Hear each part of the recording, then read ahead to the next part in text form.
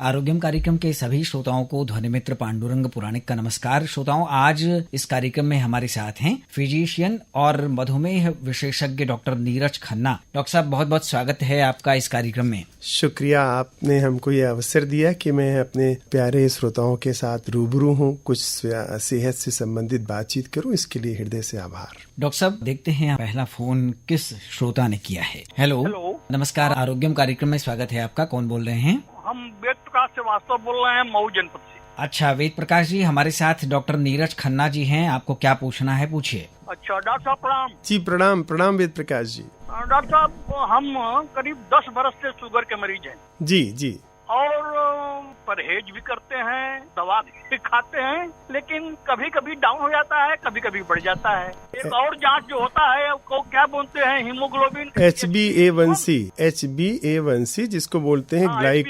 ग्लाइकोसोलेटेड haemoglobin. कराए थे जी, तो हमारा बहुत ज्यादा बढ़ गया था, 10 पॉइंट कुछ हो गया था। जी तो जी हम जी उस समय लखनऊ में थे अपने लड़के के यहाँ। जी हाँ। तो हम वहाँ एक डॉक्टर से इलाज कराए तो वो बेचारे डाउन कर दिए उसको। जी जी डाउन जी कर दिए, 1 महीना में उसको डाउन कर दिए। जी जी। लेकिन फिर जब हम घर आए जी जी तो हमारा फिर बढ़ गया। तो देखिए, आपके ना डायबिटीज में सबसे महत्वपूर्ण बात ये होती है कि जैसे कोई डॉक्टर जब कोई ऑपरेशन करता है तो पहले बेहोशी की दवा देता है, फिर उसके बाद जिसे एनेस्थीसिया कहते हैं, फिर सर्जरी करता है। तो डायबिटीज के इलाज में सबसे महत्वपूर्ण बिंदु है अपनी बीमारी के बारे में ठीक से समझ। अगर जैसे बिना बेहोशी के सर्जरी नहीं हो सकती, वैसे बिना समझ के ठीक से इलाज नहीं हो सकता है ना। तो डायबिटीज में जो शुगर बढ़ता घटता है उसके बहुत से कारण है। सबसे महत्वपूर्ण बिंदु ये है कि बीमारी के बारे में ठीक से समझ आपको होना चाहिए। बीमारी ये जो डायबिटीज की है ना, ये निरंतर बढ़ती रहती है, जैसे बढ़ता हुआ बच्चा, बढ़ता हुआ पेड़। तो आप कोई एक दवा ही जो पहले से खा रहे हैं वो कुछ दिन तक तो काम कर सकती है, लेकिन फिर उसके बाद उसका जो प्रभाव है वो मंद पड़ सकता है। तो अपने बीमारी के बारे में, जैसे आपका 10.5 हीमोग्लोबिन HbA1c आ रहा है, तो इसका तात्पर्य ये हुआ कि आपका शुगर जो है वो 240 से ज्यादा रह रहा है 24 घंटा, ठीक है। और जो कि 120 जी जी एवरेज शुगर 24 घंटे वाला है ना। अच्छा। तो आप अपने 5 बातों का ठीक से समझ स्थापित करिए, डॉक्टर के संपर्क में रहिए, अपनी बीमारी के बारे में ठीक से जानकारी रखिए। जो जांच आपकी HbA1c 10.5 आई है, उसको चिकित्सक से लगातार संपर्क में रह के 6 तक, 6.25, 6.5 तक लेके आइए। और खाना और कसरत, इसको भी इलाज का 8 आना हिस्सा समझिए। तो इस सारी बातों पे ध्यान देंगे। तो जैसे जब हम पढ़ते हैं कक्षा 10 में, तो 5 सब्जेक्ट में पास होना जरूरी होता है ना। तो वैसे सब चीज जब अच्छा रखेंगे तब ठीक होगा। और दूसरी महत्वपूर्ण बात आपकी बातचीत से ये समझ रहा है कि कोई एक अच्छी दवा अच्छे डॉक्टर से दिखा लेने से एक बार में काम नहीं चलेगा। जैसे विद्यार्थी हमेशा स्कूल जाता है, टेस्ट देता है, तब बोर्ड में पास होता है ना। वैसे अपने चिकित्सक से लगातार सलाह रखिए और अपनी बीमारी के बारे में ठीक से समझ स्थापित करने के लिए डॉक्टर से बातचीत जरूर करिए, ठीक है। अच्छा, ठीक साहब, धन्यवाद। शुक्रिया शुक्रिया। नमस्ते। हेलो जी पांडुरंग जी, नमस्कार। हाँ नमस्कार, आरोग्यम कार्यक्रम में स्वागत है आपका। कौन बोल रहे हैं? जी बजटिया धरारा से मौसिम अंसारी बोल रहा हूँ। हाँ मौसिम जी, डॉक्टर नीरज खन्ना जी हमारे साथ हैं। कुछ पूछना है आपको? डॉक्टर साहब नमस्कार। जी नमस्कार अंसारी जी।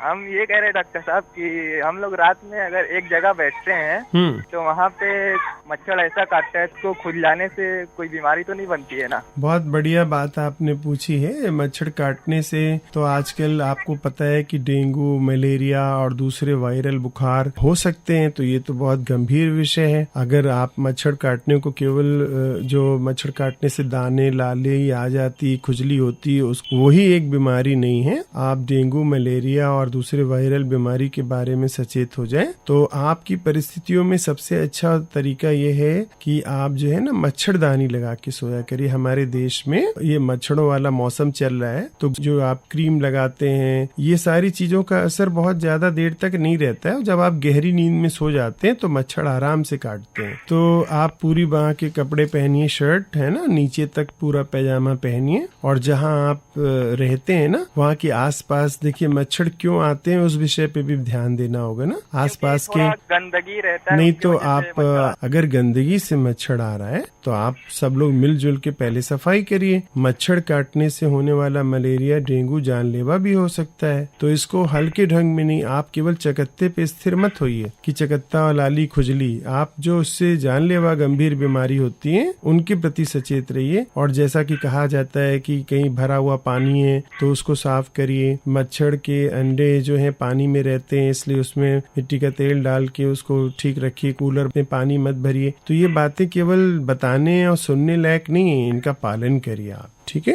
चलिए ठीक है डॉक्टर साहब। ठीक है, धन्यवाद। नमस्कार। हेलो।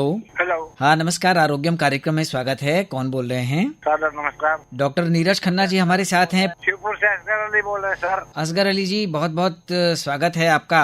क्या पूछना चाहते हैं डॉक्टर खन्ना से? डॉक्टर खन्ना जी सादर नमस्कार। जी जी, प्रणाम प्रणाम। बड़ी खुशी है आपसे, आपकी आवाज सुन के बहुत दिन के बाद। चलिए, हमारा भी सौभाग्य कि फिर से आपकी वाणी का अमृतपान हम लोग भी करेंगे। मेरा एक दोस्त है जिसकी उम्र करीब 70 साल के है। जी जी जी। तो उनको जो अभी कुछ दिनों से पहले से ही उनको प्रेशर का प्रॉब्लम है और वो थोड़ा आर्थराइटिस की भी तकलीफ है। जी जी। तो उनको जो है तो अभी कुछ दिन से ये पल्स और ये आपका प्रेशर इसमें बहुत फ्लक्चुएशन हो रहा है सर। जी जी जी। ज्यादा तो ये हकीमी दवा चल रहा था और प्रेशर की दवा वो उठा रही थी।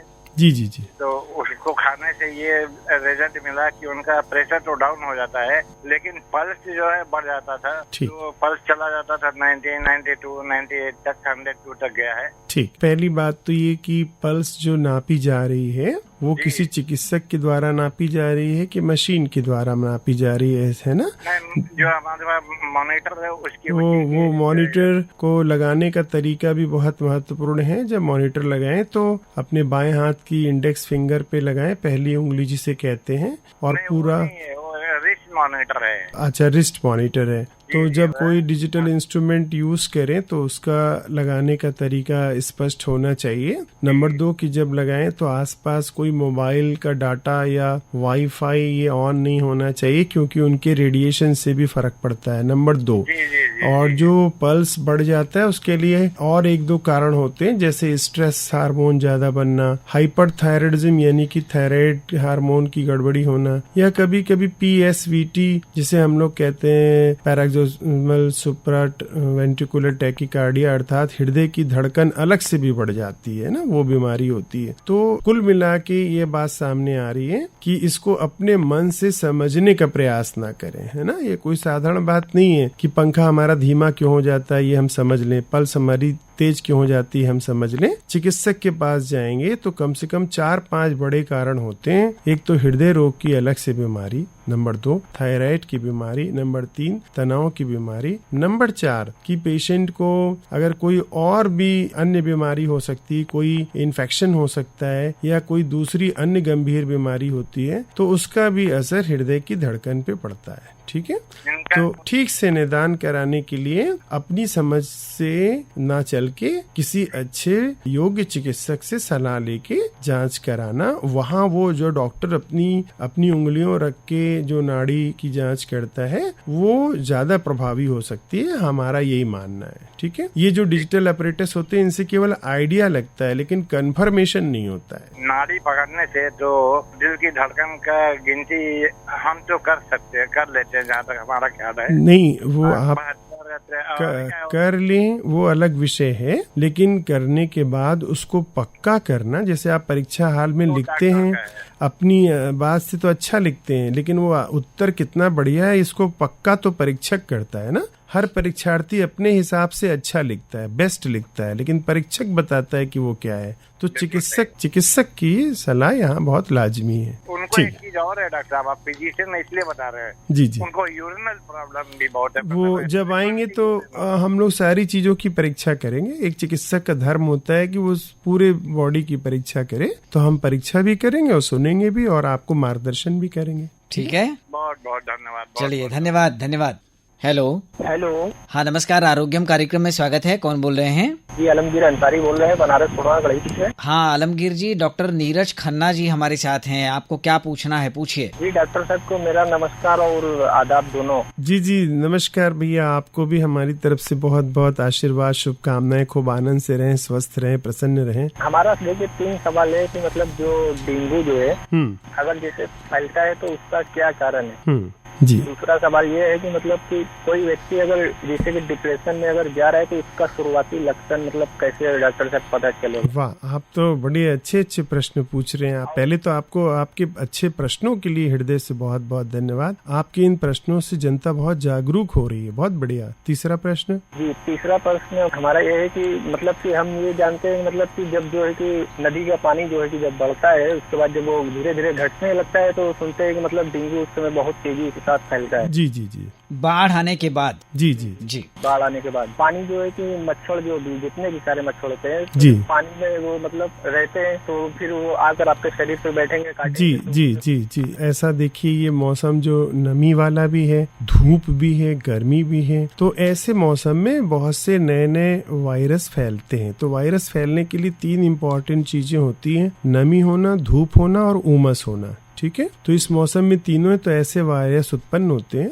और ये जो एडीज नाम के मच्छर होते हैं, ये वायरस उनके पास चले जाते हैं और मच्छर के पेट में रहते हैं और फिर जो मच्छर वो काटता है तो उसकी लार के माध्यम से ये वायरस आपके शरीर में फैलते हैं। ठीक है, इस प्रकार से जो वायरस की साइकिल है मच्छरों द्वारा आपके शरीर में फैलना। तो इसको रोकथाम करने के लिए जितनी चीजें हैं आपके पास, देखिए अगर ये वायरस है भी वातावरण में लेकिन मच्छर नहीं है तो ये वायरस आपका कुछ नहीं बिगाड़ पाएगा। ये तो एक पॉजिटिव बात है। तो मच्छर से बचने के लिए जैसे कि हमारा ये कहना है जैसे कि जहाँ पर अगर पानी जमा है, ठीक है, तो वहाँ पर जैसे कि अगर हम फुनेन डाल दें, फुनेन या फिर मट्टी के तेल अगर हो सके तो वो आप पहला काम ये नहीं है। पहला काम है कि अपने प्रयास से, जन सहभागिता से, सरकार के सहयोग से आप उस गंदगी पे जहाँ पे पानी जम रहा है उसको एकदम निर्मूल करिए। क्योंकि मच्छर के अंडे को खत्म करने के लिए मिट्टी के तेल डालना या दूसरी चीजें है ना, वो बहुत छोटी सी तात्कालिक है। आप कितनी जगह डालेंगे, है ना, तो वो तो एक तात्कालिक उपाय है। लंबे समय का उपाय ये है कि पूरी वहाँ के कपड़े पहने, बटन बंद करें, ऊपर का कॉलर, क्योंकि जब आप काम में बिजी रहते हैं तो आपका जगह जगह हाथ नहीं जा सकता है। रात के सोते समय मच्छरदानी लगाएं और सफाई के लिए बहुत ज्यादा दूसरों पे निर्भर ना रहें। अपनी सफाई अपने आसपास की करें और आप भी करिए और सरकार के सहयोग के प्रति थोड़ा सा जागरूक होइए, नंबर 1। और सफाई जब आप करेंगे ना तो आपके आसपास के 10 लोग भी, जैसे हम लोग दिवाली पे चूना पानी कराते हैं तो बगल वाला भी हमारा देखा देखी कराता है ना। तो सफाई को 30 त्योहार की तरह आदत डालें, है ना। जैसे आप ईद मनाते हैं, गले मिलते हैं तो दूसरे लोग भी गले मिलते हैं। तो जैसे गंदगी फैलाई जाती है वैसे सफाई फैलाएं। हमारा फोन करने का हमको मतलब ये कि आप हमारी बात बहुत ध्यान से सुने, है ना, क्योंकि कोई छोटे छोटे तात्कालिक उपाय आपको लंबे समय तक सुविधा नहीं दे सकते। ठीक है, तो आप मच्छरदानी लगाएं, तेल डाल के जमे हुए पानी को करें, लेकिन पानी न जमे इसके लिए प्रयास करें।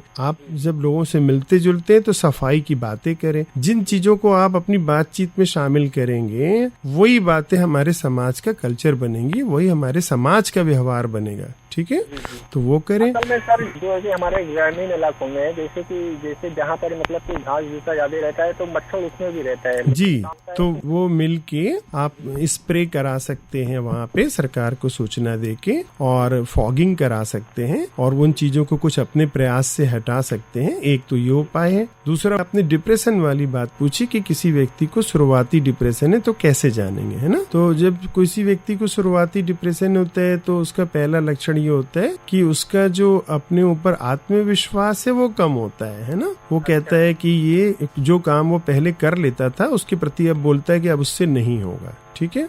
दूसरा, जिस चीजों में वो पहले रुचि लेता था, टीवी देखने में, लोगों से बातचीत करने में, घूमने में, काम करने में, उनसे उसकी अरुचि हो जाती है ना। जैसे वो काम करते समय वाले पीरियड में भी काम नहीं करेगा, घूमने वाले समय में घूमेगा नहीं, मनोरंजन वाले समय मनोरंजन नहीं करेगा। तो हमने 2 बातें बताई, आत्मविश्वास का कम होना और सभी चीजों में अरुचि होना। ठीक है। और तीसरी बात क्या होती है कि उसका मूड हमेशा दुखी रहना। है ना, जिसे हम लोग बोलते हैं डिप्रेस्ड मूड। तो मन हमेशा दुखी रहना, काम काज में मन ना लगना और आत्मविश्वास की कमी होना, ये शुरुआती लक्षण है।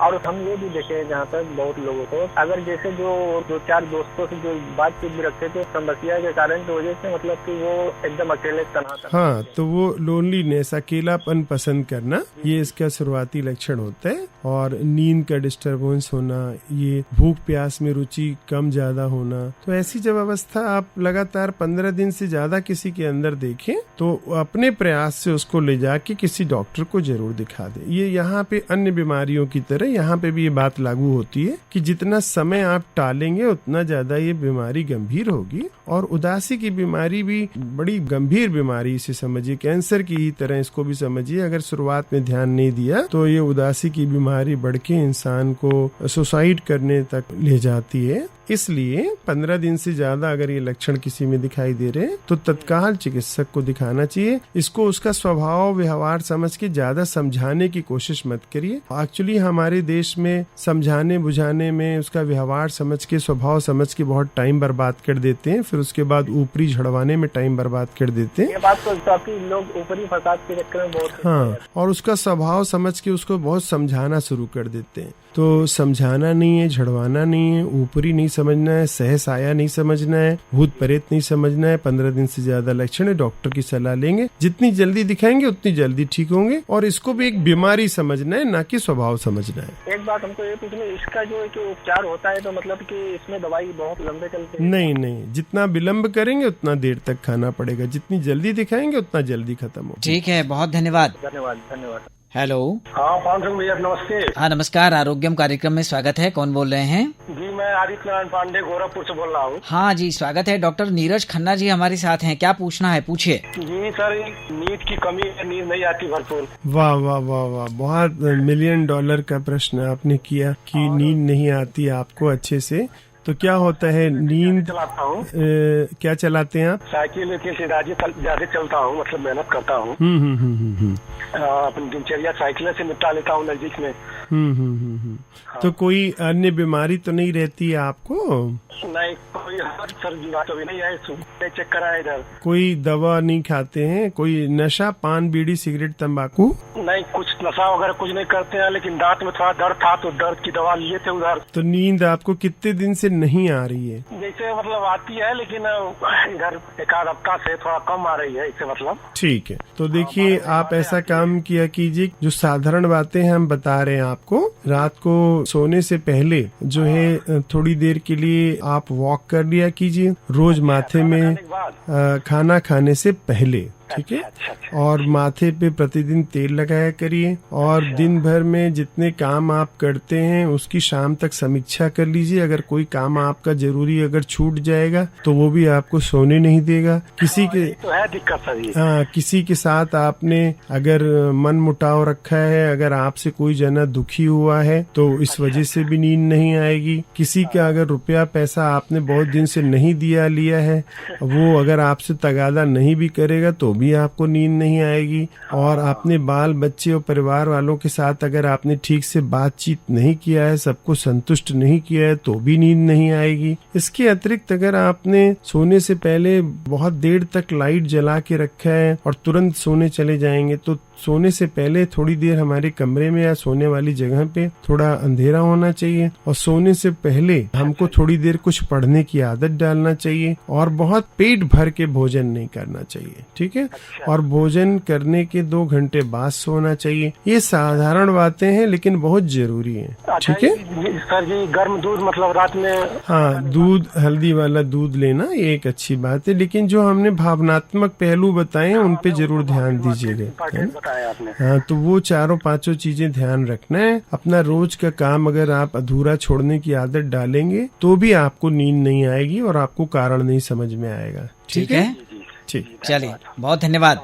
नमस्कार। हेलो। हाँ नमस्कार। बोल रहे हैं? हाँ जी, आरोग्यम कार्यक्रम में आपका स्वागत है। नाम बताइए, कौन बोल रहे हैं? हम दुर्गा प्रसाद बोल रहे हैं, हुकुलगंज से। अच्छा, दुर्गा प्रसाद जी हमारे साथ डॉक्टर नीरज खन्ना जी हैं, पूछिए आपको क्या पूछना है। हमको ये सर पूछना है कि हमको 20 साल से शुगर है, उसमें पैर का तलुआ जो दद्दी की तरह लग रहा है और पेशाब में झाग बन रहा है। अच्छा देखिए, अगर आपको डायबिटीज ज्यादा दिनों से है ना, तो डायबिटीज की वजह से जो पैर की नसें होती हैं उनमें खून का दौड़ा कम हो जाता है। उसको बोलते हैं डायबिटीज पेरिफेरल न्यूरोपैथी, अर्थात डायबिटीज जनित नसों की बीमारियां। तो पहला काम तो ये होता है कि इस बीमारी की एक जांच होती है, वाइब्रेशन परसेप्शन थ्रेशोल्ड VPT कहते हैं। इससे ये पता चल जाता है कि नसों में कितनी कमजोरी आई है। एक तो वो बात, दूसरी बात आपका डायबिटीज कंट्रोल रहना चाहिए, और तीसरी बात ये कि आपको के इलाज में कुछ ऐसी दवाइयां दी जाती हैं जिनसे न्यूरोपैथी में आराम मिलता है। लेकिन ये बात ध्यान रखिएगा कि चूंकि ये नसों की कमजोरी से होने वाली बीमारी है, इसलिए आपको सबसे इम्पोर्टेंट बात है कि अपना शुगर, ब्लड प्रेशर ये फिर से जांच कराना चाहिए। डॉक्टर से शुगर एकदम अच्छे से कंट्रोल रहे, खाने के पहले वाला 100 के अंदर, खाने के बाद वाला 140 के अंदर, और HbA1c जो जांच होती है वो 6.5 के अंदर। इस तीनों बात का ख्याल रखें, और जूता चप्पल पे विशेष ध्यान दें, क्योंकि आपके पैरों में महसूस करने की क्षमता भी इसमें कम हो जाती है। झुंझुनी, जलन, दर्द, चुभन, कटन, गद्दे जैसा महसूस होना, गुदगुदी महसूस होना, रात के समय ऐठन मरोड़ होना। तो ऐसे में अगर आपको कोई कांटा गड़ गया या कंकड़ गड़ गया तो गंभीर घाव होने की समस्या होती है। इसलिए जो बहुत ज्यादा आपको पैरों में जहाँ सोल होता है वो कड़ा पन्ना हो, गद्देदार कुशन वाला जूता चप्पल पहने, नंगे पैर घास पे या घर में या कहीं बाहर टहलने ना जाए, और बहुत ज्यादा पैदल नंगे पैर अगर चलेंगे या बहुत ज्यादा पैदल चलेंगे तो भी ये परेशानी आपको परेशान करेगी। तो समराइज करते हैं आपको बातों को। पहन रहे हैं सर जी, जिसमें बटन की तरह निकला रहता है, वो वाला चप्पल पहनते हैं? नहीं, वो नहीं पहनना है अभी, इसीलिए हमने आपको जरूरी बात बताई। क्या है, सुनने की बात नहीं मानना है। चप्पल ऐसा पहनना चाहिए, जूता कोशिश करिए जूता पहने जिसमें पूरे सोल के ऊपर गद्दा जैसा कुशन फोम लगा हो, जिसमें आपकी एड़ी को सहारा मिले, पैरों को सहारा मिले। जो कांटा जैसा निकला, जिसे एक्यूप्रेशर वाला चप्पल कहते हैं, वो आपको फायदा की जगह नुकसान करेगा। ठीक है, तो ये बात रहे। लेकिन चूंकि ये डायबिटीज अनकंट्रोल होने से ही हुआ है, इसलिए हम बार बार कहते हैं कि जैसे फूटी हुई बाल्टी में पानी भरने से कभी पानी नहीं टिकेगा। कोई भी उपाय करेंगे वो ज्यादा दिन तक आपको फायदा नहीं करेगा, जब तक कि आप अपना शुगर अच्छे से कंट्रोल ना करें। ठीक है, पांडुरंग जी को धन्यवाद, बहुत बहुत धन्यवाद, बहुत बहुत प्रणाम। हेलो, आरोग्यम क्या सर? हाँ, आरोग्यम कार्यक्रम में स्वागत है। नमस्कार, कौन बोल रहे हैं? मैं सागन जौनपुर से बोल रहा हूँ, अनंत कुमार गुप्ता। अच्छा गुप्ता जी, हमारे साथ डॉक्टर नीरज खन्ना जी हैं, पूछिए आपका प्रश्न। डॉक्टर साहब नमस्कार। जी, प्रणाम गुप्ता जी। बहुत खुशी की बात है कि आपके इस अनुभव से बहुत सारे लोग लाभान्वित हो रहे हैं घर बैठे। जी, ये आकाशवाणी की जो ये जन सहभागिता, जन जागरूकता वाली बातें हैं, वास्तव में ये एक बड़े समुदाय के शिक्षा देते हैं, जागरूकता देते हैं, और उनको एक सही दिशा भी देते हैं। तो इसके लिए तो आकाशवाणी परिवार और आप श्रोताजन्य दोनों ही बहुत आभार के पात्र हैं, क्योंकि हम कार्यक्रम लेके आते हैं और आप उसको बहुत श्रद्धा पूर्वक सुनते हैं, आनंद लेते हैं, रुचि दिखाते। दोनों ही बातें बहुत महत्वपूर्ण हैं। मेरे पिताजी को डायबिटीज की बीमारी थी, वो तो इस दुनिया में है नहीं जी। हम लोगों को भी इस संबंध में अभी कोई परेशानी नहीं है जी। क्या हम लोगों की ऐसी संभावना हो सकती है? आपकी अवस्था कितनी है? 52, 52। तो ऐसा है ना कि जब माता पिता में से किसी एक को डायबिटीज होता है तो पुत्र या पुत्री को होने की संभावना 8 आना यानी कि 50% होती है, 50%। ठीक है, अच्छा। एक तो ये कारण है। दूसरी कारण ये है कि अगर माता पिता को है तो ये आनुवांशिक बीमारी होने से होने की संभावना मात्र है, लेकिन हो ही जाएगा ये निश्चित नहीं है। अगर ये आप 4-5 बातों का ख्याल रखें, जैसे किसी जमीन में अगर हम बीज बो दें तो पेड़ निकल सकता है, लेकिन तभी निकलेगा जब वहाँ पे हवा, पानी, सूरज की रोशनी और यूरिया खाद अच्छे से पड़े तब। तो आपके रक्त में डायबिटीज होने की संभावना रूपी बीज है, लेकिन वो तभी डायबिटीज बनेगा या डायबिटीज की बीमारी मधुमेह की होगी यदि आपका वजन ज्यादा है, आपकी दिनचर्या सुनिश्चित नहीं है, तनावपूर्ण जीवन जीते हैं और भोजन जो है मात्रा जितनी आपकी आवश्यकता है उससे ज्यादा लेते हैं, नींद ठीक से नहीं है, व्यायाम नहीं करते हैं, खेल कूद में रुचि नहीं होती है। तो ये सब यूरिया खाद पानी है। तो अगर आप इन चीजों पे नियंत्रण रखेंगे तो हमें ऐसा लगता है कि आपके पूरे जीवन वर्षों में आपको मधुमेह नहीं होगा। तो अगर मधुमेह से बचने का उपाय अगर आपको जानना है तो संक्षेपता यह है कि अपना वजन नियंत्रित रखें, अपनी भोजन की मात्रा अपनी आवश्यकता के अनुरूप ही रखना है, बहुत ज्यादा भोजन पे आस्था नहीं रखनी है, तनाव ना हो इसके लिए अपना काम काज, नींद और अपने संबंधों में मधुरता बना के रखें। नंबर 3 की श्रम पूर्वक जिंदगी जीने की आदत डालें, है ना। बहुत दवाइयों के बारे में लोग पूछते हैं, लेकिन जिंदगी की 2 ही अमृत तत्व हैं डायबिटीज से बचने के, एक तो श्रम पूर्वक जिंदगी जीना और दूसरे जो है अल्प भोजन करना। ये 2 अमृत जड़ी बूटी आप अपने जीवन में रखिए और दूसरों को नाराज नहीं करिए, खुद भी अपने जीवन में मनोरंजन, खेल कूद और मेहनत और सफाई करने की आदत को जिंदगी में बना के रखिए, तो जिंदगी मीठी रहेगी, खून नहीं मीठा रहेगा। बहुत विस्तार में आपने बताया। ये श्रम पूर्वक जीवन और दूसरों को नाराज करने वाली बात बहुत दिल को छू गई। अल्प भोजन, ठीक है, अल्प भोजन, चलिए बहुत दिल को छू गई जी, शुक्रिया, इसका पालन मैं करूंगा। शुक्रिया, चलिए बहुत धन्यवाद। पांडुरंग जी, मैं आपको विशेष धन्यवाद, पूरे परिवार को धन्यवाद। हेलो, आरोग्यम कार्यक्रम में आपका स्वागत है। नमस्कार, अपना परिचय दीजिए, आप कहाँ से बोल रहे हैं, कौन बोल रहे हैं? मैं पुणे से बोल रहा हूँ, रमाकांत गजानन कुटास्कर, वाकड़, पुणे, महाराष्ट्र। अरे वाह, बहुत बहुत स्वागत है आपका। कुटास्कर जी, आप हमारे साथ इसमें डॉक्टर नीरज खन्ना जी हैं, क्या पूछना चाहते हैं उनसे पूछिए।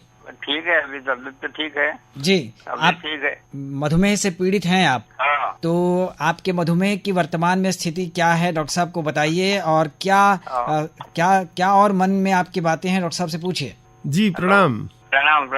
मैं बोल रहा हूँ, रमाकांत कुटार से बोल रहा हूँ, पुणे से। जी, बहुत हमारे लिए सौभाग्य का विषय है कि आप इतनी दूर से हमको याद कर रहे हैं। जी बताइए। अभी ठीक है, नॉर्मल है सब। जी, बहुत खुशी की बात है, बहुत बढ़िया बात है। डायबिटीज के साथ अगर आपकी सारी रीडिंग्स ठीक हैं तो एक बार हम आपको आपका विषय फिर से याद दिला दे रहे हैं कि खाली पेट वाला शुगर 100 से कम होना चाहिए, खाना खाने के बाद वाला शुगर 140 के अंदर होना चाहिए, और HbA1c जो जांच आती है वो 6 से कम होना चाहिए। और इसके साथ साथ आपके माध्यम से सभी श्रोताओं को ये बताना चाहूंगा कि ये तो केवल संख्या है, पैरामीटर्स हैं, इनके साथ साथ हमारा जो जिंदगी है वो भी अच्छा होना चाहिए, है ना। जैसे हम अध्ययन करने के लिए जाते हैं तो एक तरफ तो हमें शिक्षा से चरित्र निर्माण होता है और दूसरी तरफ जो है वो हमको अच्छी आजीविका या अच्छी जिंदगी का भी साधन बनाता है। तो वैसे इलाज ऐसा होना चाहिए कि जिसमें रोग भी ठीक हो और रोगी की जिंदगी भी अच्छी हो जाए, कि उसकी भूख प्यास ठीक हो, उसका नींद अच्छा आता हो, मन अच्छा लगता हो,